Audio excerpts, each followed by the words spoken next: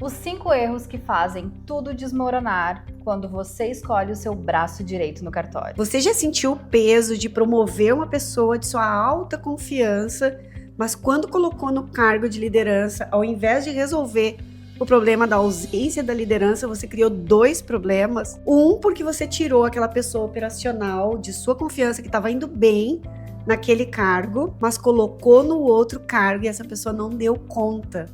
Você achou que iria resolver um problema e acabou criando 2, justamente porque não escolheu a liderança certa, não capacitou, não preparou essa pessoa, não criou um plano de ação. Eu acho que isso é o mais importante, né?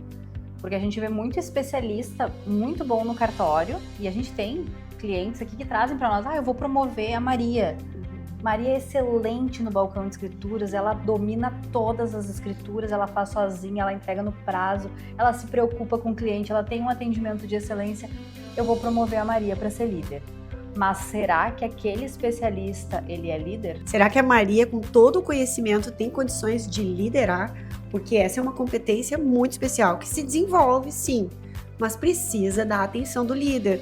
Porque senão a Maria vai assumir o cargo e não vai pensar como dono, que é a maior dor dos titulares. Eu confiei, eu entreguei esse cargo, como é que ela não deu conta? E quando vê, tudo estoura em você de novo. Então agora eu acho que a gente pode falar quais são os 5 erros, que a gente já deixou esse mistério no começo, né, desse vídeo.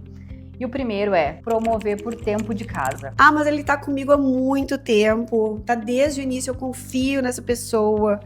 Sim, mas ele pode continuar agindo como se fosse o primeiro dia e não assumir a condição e a responsabilidade do cargo de liderança. Não é porque essa pessoa está há tanto tempo contigo que ela tem condições de inspirar e conduzir a equipe para os resultados. Porque eu acho que isso é o maior papel do líder. Eu vejo muitos líderes que não têm tanto conhecimento técnico, eles têm conhecimento do processo, mas eles têm conhecimento das pessoas, de como inspirar essas pessoas, de como conduzir essas pessoas para atingir o resultado. Acho que esse é o maior papel do líder e o maior desafio do líder também. É o maior desafio porque sair do papel de colega para sentar numa outra cadeira de liderança envolve toda uma preparação, todo um plano e toda uma revisão emocional, que às vezes aquele colega que está indo muito bem não está preparado. Ele dava conta e era muito bom naquele cenário onde ele tinha o controle das coisas dele, do processo dele. Uma coisa é eu cuidar da minha mesa, outra coisa é eu cuidar da mesa de outras 8 pessoas. Confundir o bom executor como líder. Ai, maravilha. Exatamente o que a gente está falando. Aquela pessoa entrega no prazo, aquela pessoa é impecável, aquela pessoa se relaciona muito bem com clientes, mas será que essa pessoa tem condição de inspirar outras pessoas a fazerem o mesmo? Então, assim, exige uma competência e um desenvolvimento para que esse líder tenha condições de comandar uma equipe. Ele comanda muito bem, é muito bom sim, né? É um critério da sua escolha, ele é muito bom no seu processo de trabalho. Mas em conduzir toda uma equipe, precisa, mais uma vez, de uma atenção especial de você que está escolhendo esse líder. O terceiro, eu tenho certeza que você já cometeu. Trazer alguém de fora esperando um milagre. Ai, até eu já cometi, por isso que ela me olhou com essa cara. Aí a gente pensa assim, preciso trazer alguém de fora que não emocionalize, que venha e coloque as regras. Mas essa pessoa não entende nada do ambiente de cartório. Essa pessoa pode patrolar a cultura do cartório, a cultura de relacionamento com clientes. Então, trazer alguém de fora, sim, pode ser uma grande decisão, uma decisão impecável, mas volta o erro que eu cometi. Eu achei que essa pessoa ia trazer um milagre, porque veio de uma multinacional, veio com muita experiência, e entreguei, larguei, pega isso aqui, pega esse filho para criar, e eu vou cuidar das minhas coisas. Essa pessoa também, sem o seu acompanhamento, sem a sua condução, sem a sua integração no processo, sem que você diga quais são as diretrizes, aqui o que pode e o que não pode fazer, essa pessoa também não vai dar conta. Ela pode, inclusive, acabar com a cultura do cartório. Não treinar o novo líder para ser líder. Tu promove a Maria e diz assim, Maria, tá aqui, ó. Toma que o filho é teu. Pega esse filho para criar. Que foi né, o erro que eu cometi e o erro da maioria dos líderes que, quando eles resolvem passar o bastão para uma pessoa, não é só entregar o filho no colo da babá e dizer, cria como eu gostaria que criasse. Com os meus Com valores. os meus valores. Então, assim, todos os 3 critérios anteriores que a gente falou, eles podem sim ser um fator decisivo da sua escolha, né, dessa promoção.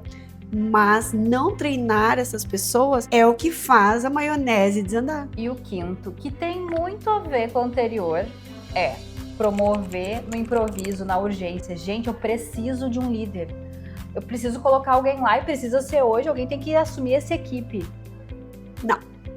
Não vai funcionar assim. Por quê? Porque precisa fazer todo um preparo desse líder, da equipe, identificar se essa pessoa realmente é uma pessoa que a equipe reconhece já ao natural dentro do trabalho. Normalmente o líder, ele se destaca como líder antes mesmo de ser promovido, porque ele tem competências de liderança, ele tem atitudes de liderança, ele já se entrega mais do que o normal. Então essa urgência simplesmente para resolver o problema da sua pressão não funciona assim. Tudo precisa de um planejamento e mais do que isso, sinto em te dizer, o teu acompanhamento. Você precisa de uma organização, um planejamento, um acompanhamento, conferir sistematicamente. Tem todo um trabalho para que você possa entregar esse líder para o dia a dia e saber que ele vai segurar as pontas e que a casa não vai ruir a qualquer tempestade que acontecer. Porque ali não é no dia a dia, fazendo a coisinha, o feijão com arroz. O líder vai aparecer no dia que aconteceu uma peia, que aconteceu um processo forte e que ele precisa estar ali sustentando e acolhendo a equipe. E para isso, a gente vai te trazer algumas perguntas para que você sente com esse líder, você faça primeiro esses questionamentos, anote e depois possa conversar com essa liderança para que vocês combinem qual vai ser o plano de desenvolvimento e preparo do seu braço direito no cartório. E nós vamos ser muito legais, que a gente vai deixar essas perguntas na descrição desse vídeo. Para depois vocês não disserem, eu precisei anotar tudo aqui. Não, queridos, a gente vai dar essa barbada para vocês. A gente vai deixar na descrição do vídeo todas as perguntas. Vocês só vão dar um Ctrl+C, Ctrl+V no Word e tá tudo resolvido. Qual é o principal objetivo desse cargo de liderança? Por que eu tô chamando essa pessoa para me ajudar? Aí passa por muitas questões internas suas. Eu tô chamando essa pessoa porque eu tô sobrecarregado, eu tô chamando essa pessoa porque eu não tenho saco de cuidar de gestão de pessoas e o meu assunto é técnico mesmo. Eu tô chamando essa pessoa para poder desenvolver uma equipe, mas qual é a missão dessa pessoa? Escreva sobre isso para que vocês dois possam sentar e combinar qual é a missão dela, porque uma falha que todo líder tem é achar que o óbvio não precisa ser dito. Não precisa ser dito. E a gente precisa conversar sobre o óbvio. Aquilo que você está vendo como o olho do líder não é o que nem esse líder vai ser. Ele não tem como sentir o que você sente. Ele está em outro estágio de consciência. Então, essa sequência de perguntas precisa ser respondida com detalhes. E se a gente parar e fazer uma reflexão sobre o que a gente falou até aqui, tudo é sobre clareza, comunicação, transparência, congruência. Como esse cargo contribui para os objetivos estratégicos do cartório? Como é que a gente vai mensurar o trabalho desse líder? Como é que eu vou saber se esse líder está indo bem ou está indo mal? Isso implica em processos entregues com mais qualidade? Quais são os indicadores? Eu estou precisando cumprir mais prazos?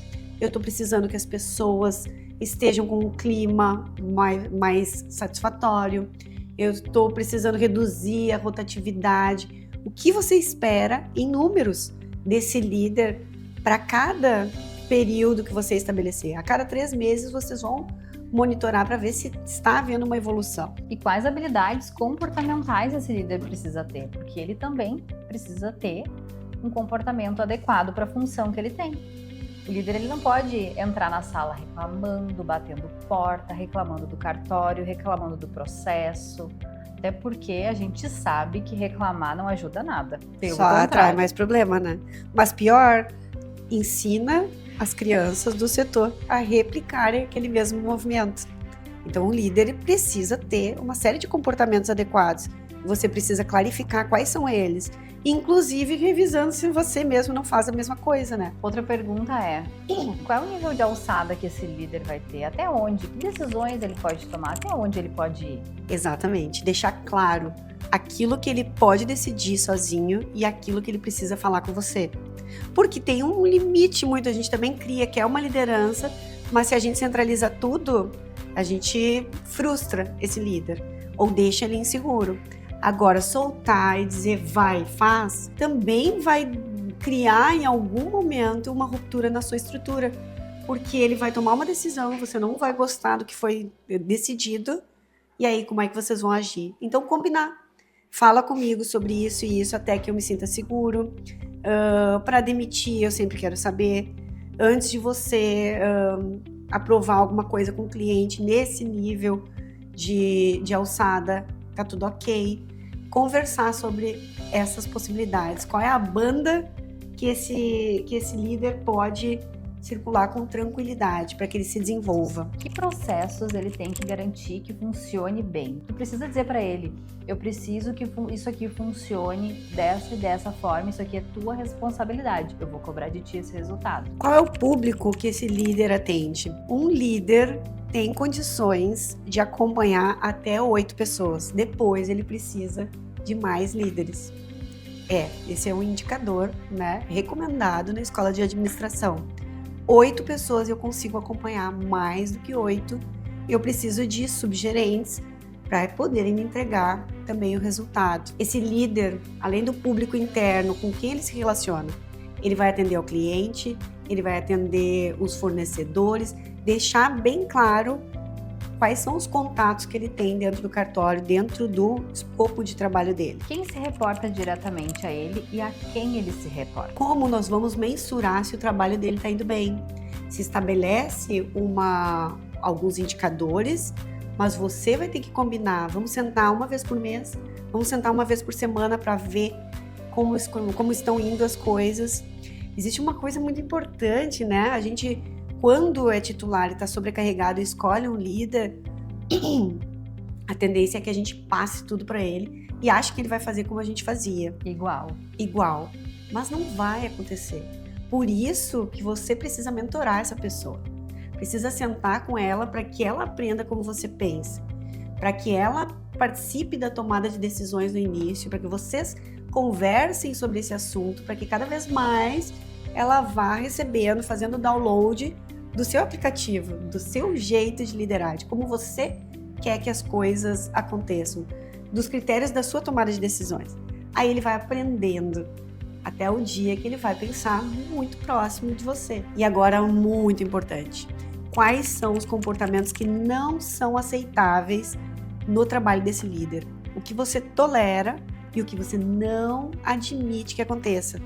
Líder que faz fofoca, líder que grita com clientes, desrespeito na equipe, feedbacks desconstrutivos, o que você não admite que aconteça na liderança, na batuta desse líder com a equipe. Eu não quero que você seja grosseiro, eu não quero de jeito nenhum que você assedie de alguma forma, faça piadinhas com os funcionários, enfim. Anotem tudo que pode e o que não pode acontecer na liderança que você está escolhendo nesse cargo, nesse novo cargo de liderança. E voltando a falar de treinamento, o que esse líder ainda precisa aprender para exercer bem o cargo? Tu está acompanhando ele, tu sabe o que ele precisa e o que ele não precisa, né, ser capacitado. Então é tua função sentar com esse líder e dizer assim, ó, Maria, eu preciso que tu desenvolva essas habilidades técnicas, essas comportamentais. E aí a gente vai, o que eu posso fazer para te ajudar? Que cursos? Sabrina sempre pergunta aqui na empresa, que cursos tu acha que tu, né, precisa? O que a empresa pode fazer para que tu desempenhe uma função ainda melhor? Não, eu não digo nem só melhor de performance, mas a gente pode exercer uma função de forma mais leve, de forma mais inteligente. Eu posso usar ferramentas para ter o mesmo objetivo, mas sem me desgastar tanto. E eu já adianto, dentro das trilhas da Cartório Flix tem um curso que é impecável, gestão do tempo e produtividade. Esse líder vai provavelmente fazer algumas tarefas operacionais dele e ele tem que coordenar a produtividade de toda a equipe. Então esse é um grande curso para que esse líder traga algumas competências extras. Liderança inspiradora, maravilhoso esse curso. Liderança decisiva, principalmente para dizer agora chega, aqui é o limite do setor, aqui isso pode, o que não pode, para que ele tenha habilidades de poder conduzir as pessoas, mas também não soltar o parquinho, porque o líder, ele, quando sai do cargo de funcionário para passar para a liderança, ele tem muito medo de não ser aceito, de ser rejeitado pela equipe. Isso é um medo, né? Então, trabalhar essa questão da liderança inspiradora e decisiva é muito importante e fica aqui a dica dessas ferramentas todas que existem dentro da Cartório Flix, além das ferramentas de gestão. E por último, como tu vai ajudá-lo nesse processo de adaptação? Porque lembrando, né? O teu líder é um novo líder, ele está sendo capacitado. Qual é a tua responsabilidade sobre ele? É total. Então, o que tu vai fazer para que isso seja mais tranquilo, mais liso esse processo? Eu vou acompanhar, eu vou, né, usar ferramentas, os indicadores que são fundamentais. Então, qual é o teu papel sobre isso? Exatamente. O teu papel sobre isso é o mais importante. Para que esse líder se desenvolva, você precisa estar presente. Você precisa acompanhar. Pode ser que você tenha tomado a decisão de promover esse líder porque você não aguenta mais trabalhar com isso. Pega esse filho e sai correndo, vai embora. Não. Para que você não precise voltar lá um dia para consertar problemas, faça bem feito agora. Tenha o máximo de paciência de conduzir esse processo, que precisa de pelo menos uns 3 meses de acompanhamento, para que depois você pare e não precise se dedicar tanto. Mas você sempre vai ser o titular do cartório. As decisões sempre têm que passar por você, e aí vocês vão criando os critérios de que assuntos você já não precisa mais saber, até para não pegar ranço, né? Depois de um tempo que você começar a sentir confiança e começar a ver esse líder também mais seguro, aí vocês começam a definir aonde você não precisa mais estar, aonde ele já pode andar sozinho, revisar esse questionário para poder definir novos parâmetros. Mas esse é o plano, não vai embora. Esse líder precisa de você. Pergunte, sente com ele, pergunte o critério da tomada de decisão, das escolhas. Nunca critique uma decisão quando você não estava perto. Pergunte, olha, eu teria feito diferente, mas por que você não fez assim? Sempre faça muitas perguntas.